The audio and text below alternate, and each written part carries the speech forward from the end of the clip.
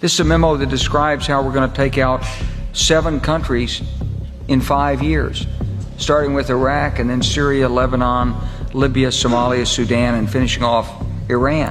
After 9/11, about 10 days after 9/11, I went through the Pentagon and I saw Secretary Rumsfeld and Deputy Secretary Wolfowitz. I went downstairs just to say hello to some of the people on the Joint Staff who used to work for me, and one of the generals called me in. He said, "Sir, you got to come in and talk to me a second." I said, "Well, you're too busy." He said, No. He says, "We've made the decision. We're going to war with Iraq."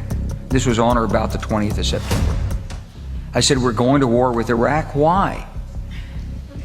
He said, "I don't know." He said, "I guess they don't know what else to do." So I said, "Well, did they find some information connecting Saddam to Al-Qaeda?" He said, No. He says, "There's nothing new that way. They just made the decision to go to war with Iraq." He said, "I guess it's like we don't know what to do about terrorists, but we got a good military and we can take down governments." And he said, "I guess if the only tool you have is a hammer, every problem has to look like a nail." So I came back to see him a few weeks later, and by that time we were bombing in Afghanistan. I said, "Are we still going to war with Iraq?" And he said, "Oh, it's worse than that."